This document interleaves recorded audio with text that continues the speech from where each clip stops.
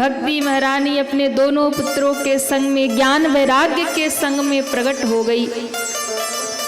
बड़ा स्वागत किया नारद जी ने। नारद जी से कहा, महाराज इस कथा के यजमान आप ही हो? बोले हाँ। तो जो यजमान होते ना, उनको सब व्यवस्था करनी पड़ती है। सब आएंगे तो कहाँ बैठेंगे, कौन कहाँ विराजेगा, सबकी व्यवस्था। तो बताइए हम कहाँ विराजें, हम कहाँ बैठे?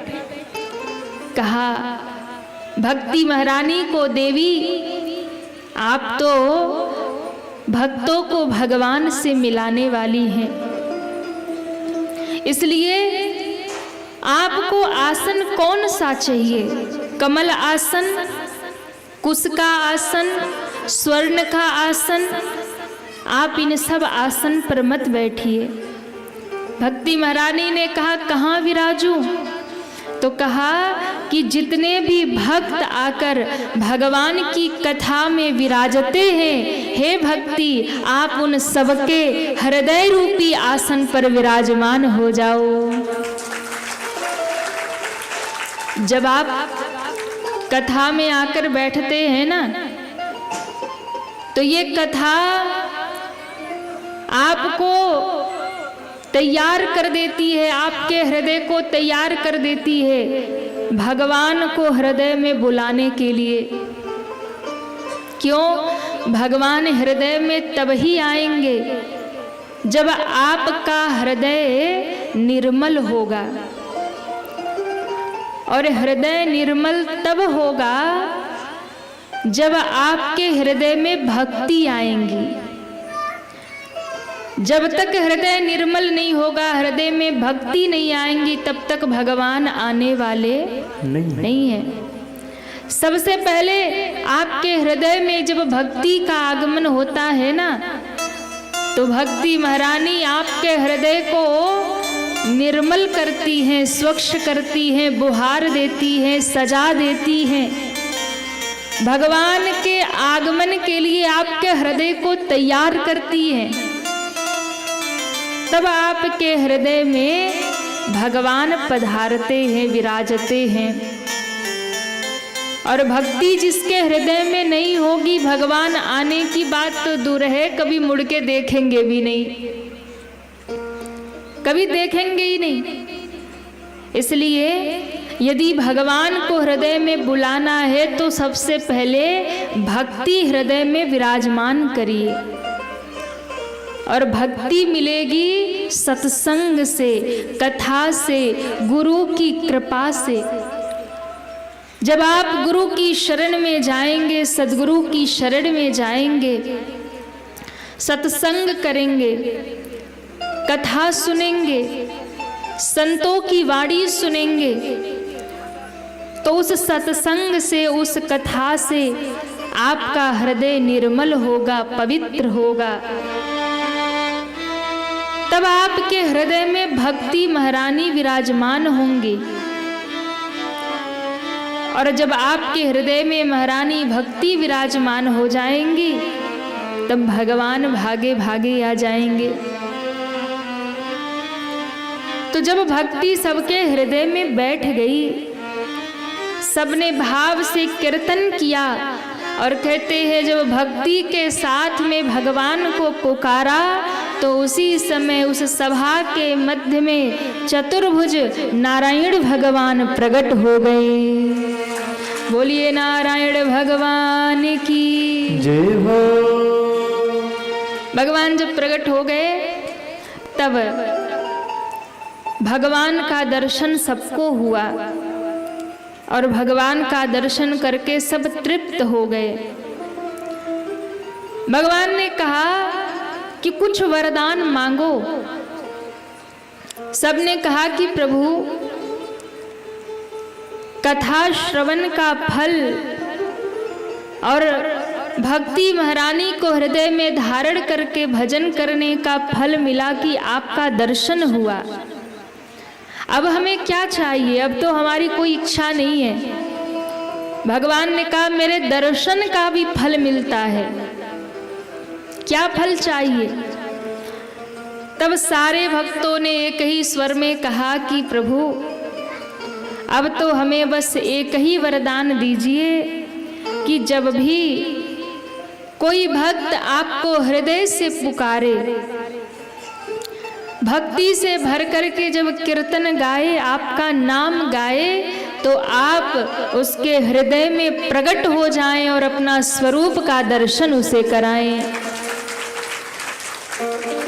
इसलिए कथा में बहुत सावधानी से बैठना चाहिए। आपको भगवान का अनुभव होगा, भगवान का दर्शन होगा, पर भाव से सुनेंगे तब होगा। जाकी रही भावना जैसी, प्रभु मूरत देखे तैसे। आप जैसी भावना करके इस कथा में बैठोगे, वैसा ही फल आपको प्राप्त हो जाएगा। जैसी भावना करके बैठोगे। इसलिए कथा में जब भी बैठिए, अच्छा संकल्प लेकर, अच्छी भावना के साथ बैठिए। जो भी भाव लेकर बैठोगे, जो मनोकामना लेकर बैठोगे, वो ठाकुर जी पूर्ण करेंगे, अवश्य करेंगे। लेकिन भावना अच्छी होनी चाहिए। भावना परमार्थ की होनी चाहिए, स्वार्थ की नहीं होनी चाहिए। और आप अनुभव करिए, जब श्रद्धा से आप कथा सुनेंगे, भक्ति से भर के प्रेम से कथा सुनेंगे, कथा सुनते सुनते आपको बीच बीच में अवश्य अनुभव होगा, भगवान की छवि आपको दिखाई पड़ेगी। जब भगवान की लीला में डूबेंगे तो आपको ऐसा लगेगा वो सारी लीला मेरे सामने चल रही है, वो भगवान का स्वरूप मेरे सामने प्रकट हो रहा। और कदाचित कभी कथा सुनते सुनते आपके आंखों में अश्रु आ जाए, कभी कथा सुनते सुनते आपका हृदय भर आए, आपका मन प्रसन्नता से भर जाए। कभी कभी होता है जब आपकी रोमावलियां खड़ी हो जाए, समझ लेना ठाकुर जी आसपास से ही गुजर रहे हैं। कभी आप पूजा करने बैठो और आपको भाव आने लगे, आंखों में अश्रु आने लगे, हृदय भरने लग जाए, समझ लीजिए कि भगवान ने आपकी पूजा स्वीकार कर ली। ये संकेत है भक्ति का। तो भगवान उन सबके हृदय में प्रकट हो जाते हैं, दर्शन देते हैं, जो भक्ति पूर्वक कथा में, कीर्तन में आकर के बैठ जाते हैं। और ध्यान दीजिएगा, ये कथा संत महात्मा ये चलते फिरते तीर्थ हैं। जिस भूमि में कथा शुरू हो जाती है, जिस भूमि में सत्संग होने लगता है, वो भूमि साधारण नहीं रहती है, फिर वही भूमि तीर्थ बन जाती है। क्यों? जब कथा शुरू होती है तो सारे तीर्थ वही आ जाते हैं, सारे देवता वही आ जाते हैं, और स्वयं भगवान भी आकर वही विराजमान हो जाते हैं। अब आप सोचिए कि जब सारे तीर्थ, सारे देवता और स्वयं भगवान जहाँ विराज जाएं, तो वो भूमि फिर साधारण नहीं है, फिर तो वो तीर्थ से भी बड़ी उस भूमि का महत्व हो जाता है। तीर्थ से भी अधिक उस भूमि का महत्व जहाँ भागवत जी विराजमान है, जहाँ कथा प्रारंभ हो गई, जहाँ संत विराजमान है, जहाँ भगवान के भक्त विराजमान हैं। आप देखिए, इस वाटिका में पहले भी बहुत सारे उत्सव हुए होंगे, आगे भी होते रहेंगे, लेकिन लाइट भी लगी है, टेंट भी लगा है, सब व्यवस्था की गई है, सजाया गया है, लेकिन जो उत्साह, जो आनंद और जो प्रकाश इस भागवत की कथा में मिलेगा, वो किसी और आयोजन में नहीं देखने को मिलेगा। और नहीं तो प्रमाण आप देखना, जिस दिन कथा का 7वां दिन होगा, कथा विश्राम होगी ना, और उसके बाद जैसे ही आयोजन समाप्ति की ओर ही हो जाएगी।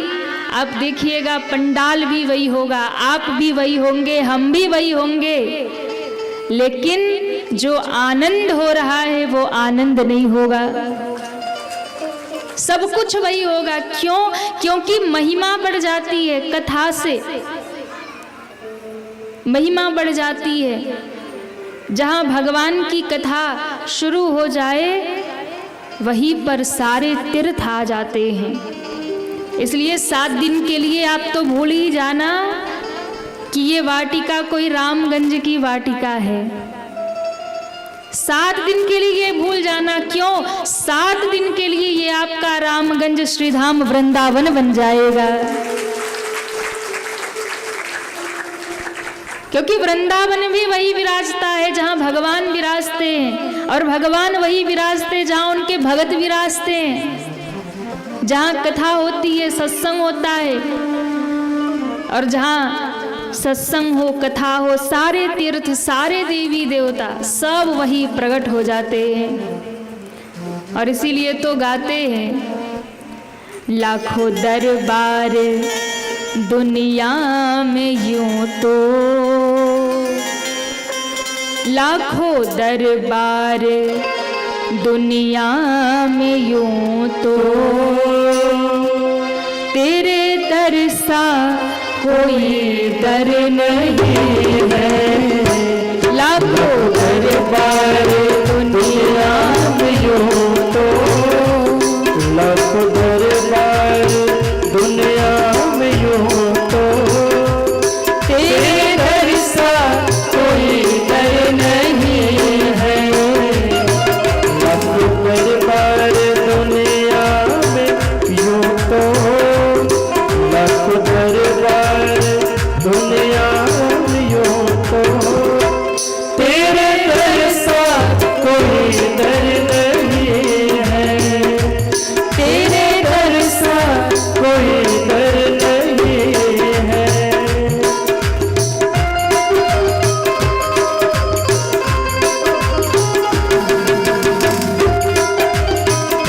श्री राधे हरि बोल।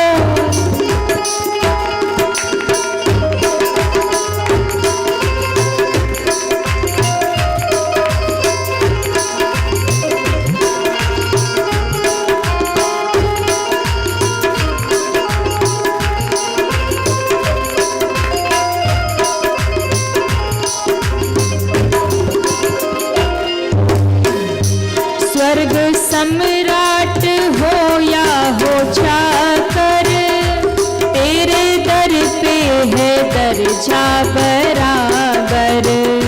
स्वर्ग सम्राट हो या हो चाकर, तेरे दर पे दर्जा बराबर। स्वर्ग सम्राट हो या हो चाकर, तेरे दर पे है दर्जा बराबर। स्वर्ग सम्राट हो या हो चाकर, तेरे दर पे दर्जा बराबर। तेरी हस्ती को है जिसने पाया, तेरे हस्ते को है जिसने पाया, कोई आलम पे आलम नहीं है। कोई आलम पे आलम नहीं है। लाखों दरबार दुनिया में यूं तो, लाखों दरबार दुनिया में यूं हरि बोल। तेरे दर सा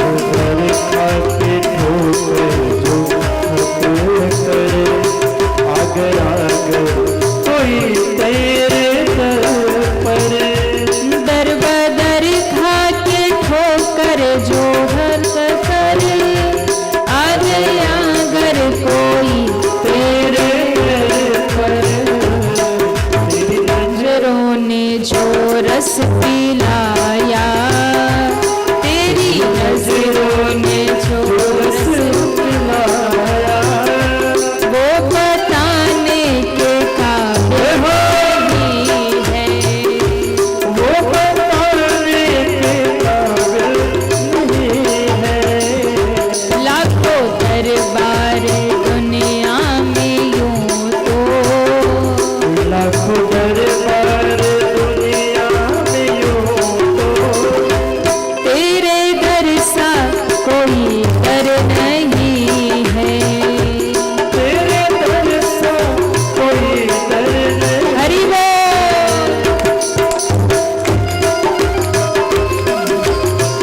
श्री राधे।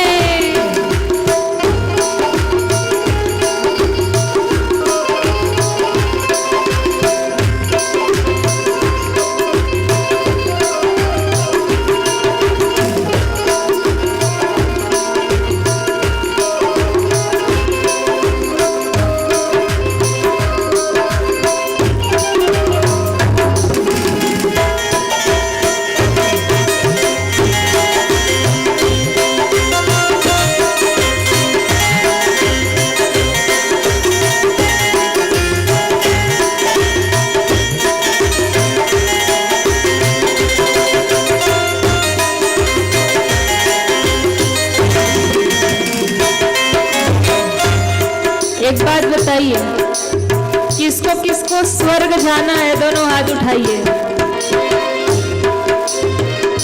अभी भक्ति में कच्चे हो, क्यों? भगवान का भक्त स्वर्ग नहीं जाता, भगवान का भक्त तो भगवान के धाम जाता है। और आप लोग स्वर्ग लेकर बैठे हो। अरे स्वर्ग क्या, भगवान के भक्त से पूछा जाए ना कि कहाँ जाओगे, बैकुंठ जाओगे, तो वो कहता हमें बैकुंठ भी नहीं जाना। क्यों? क्योंकि भैया भक्ति में जो रस है, जो आनंद है, सत्संग में जो आनंद है, वो ना तो स्वर्ग में है ना तो बैकुंठ में है। बैकुंठ में सुख होता तो हनुमान जी नहीं जाते राम जी के साथ, वो कथा सुनने के लिए पृथ्वी पे बैठे हैं।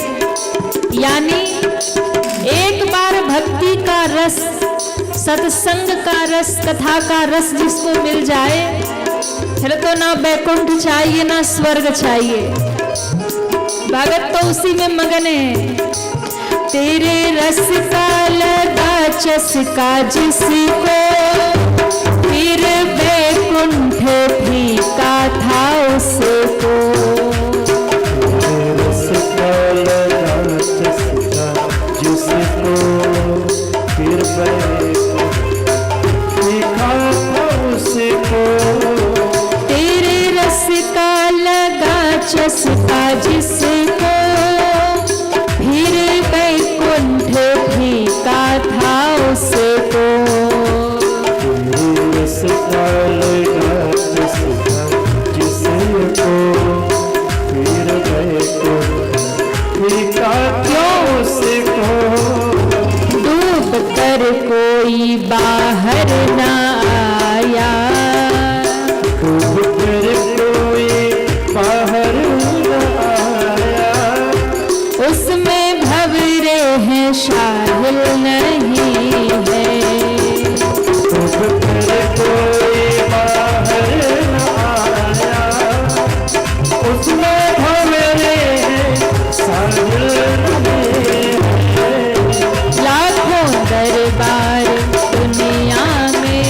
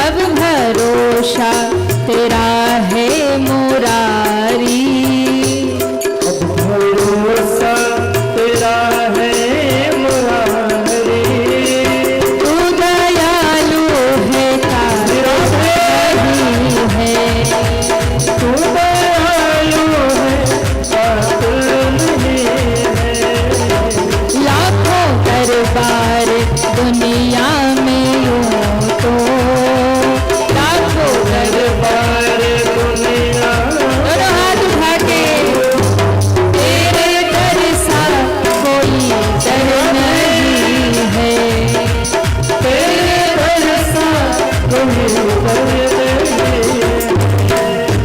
तेरे दर सा कोई दर्द नहीं है।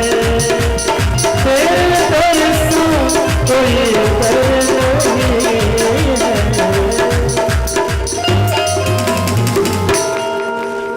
कि तेरे दर सा कोई दर नहीं है। कोई है दुनिया में भगवान के द्वार जैसा कोई द्वार है? कहिए ना, है? तेरे दर सा कोई दर नहीं है। क्यों? क्योंकि भैया भगवान के द्वार पर ना कोई छोटा है ना बड़ा है, ना कोई भेदभाव है। वहाँ तो गरीब से गरीब व्यक्ति भी जाए तो उसका भी भगवान भाव स्वीकारते हैं, अमीर से अमीर व्यक्ति जाए तो उसका भी भाव स्वीकारते हैं। इसलिए भगवान की कथा की महिमा है। जो भी भगवान के द्वार पर आ जाता है, भगवान की कथा में आ जाता है, श्री भगवान उसे स्वीकार कर लेते हैं। यहाँ पर भगवान के कथा की महिमा कही, सदा सेव्या श्रीमद् भागवती कथा। इस कथा को सुनते रहिए। भगवान की कथा जब भी मिल जाए, जहाँ मिल जाए, श्रवण करना चाहिए, सुनते रहना चाहिए। क्यों? यस्या श्रवण मात्रेन हरिश्चित्तम समाश्रयेत्। इस कथा को सुनने मात्र से भगवान हृदय में विराजमान हो जाते हैं, भगवान हृदय में आ जाते हैं। इसलिए भगवान की कथा सदैव सुनते रहना चाहिए। और इस कथा की महिमा ये है कि भैया बड़े से बड़ा पापी भी यदि भागवत की शरण में आ जाए, भगवान की कथा श्रवण कर ले, तो ये भागवत की कथा उसका उद्धार कर देती है।